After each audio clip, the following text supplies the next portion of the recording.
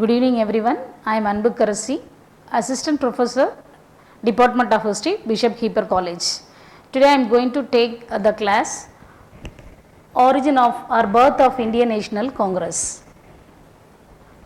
The establishment of Indian National Congress is one of the most important political development in the country was the birth of Indian National Congress.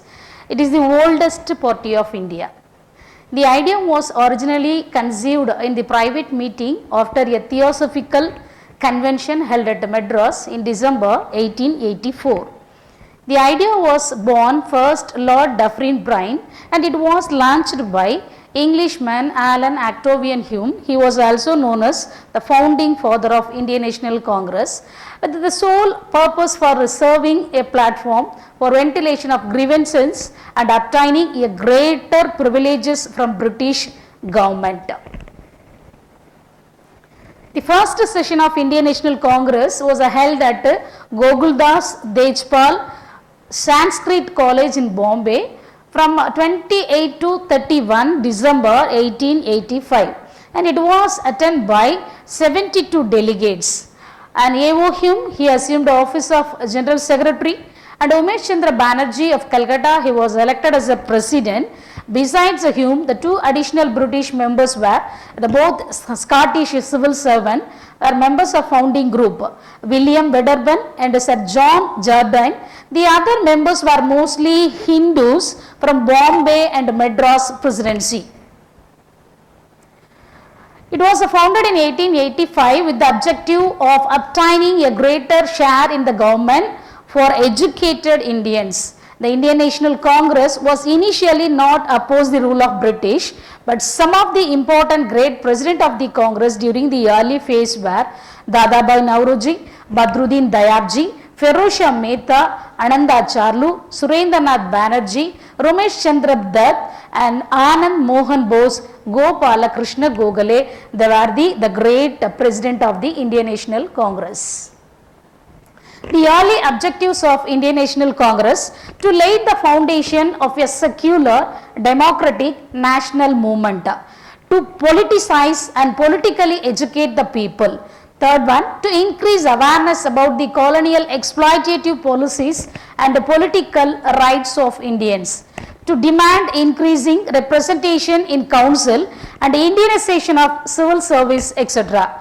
To promote friendly relations among the nationalist political workers from different parts of the countries.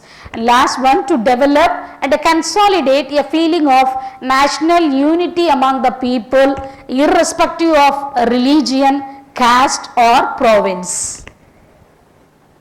The basic ideology of Indian National Congress, the elements of socialism, liberalism, Gandhism and conservatism from the objective traditions of Congress thought. It is the first place before 1920 the Congress ideology was influenced by more Western thought current than that the Indian philosophy. During the early days of Congress, the influence of the liberal writers like Milton, Burke, J.S. Mill, Macaulay, Spencer, etc. was the dominant factor in the development of its ideology. And importance of Indian National Congress. The birth of Indian National Congress marked an important historical event, the growth of political consciousness and popular resistance in the country. At first there was only a movement of protest and revolt. The protest movement had a locked organization and Congress provided it with unified leadership and soon it became a spearhead of nationalist movement. It gave a representation to the people of a different part of India belonging to a different walk of life. National Congress attempt to fulfill their hope and aspiration.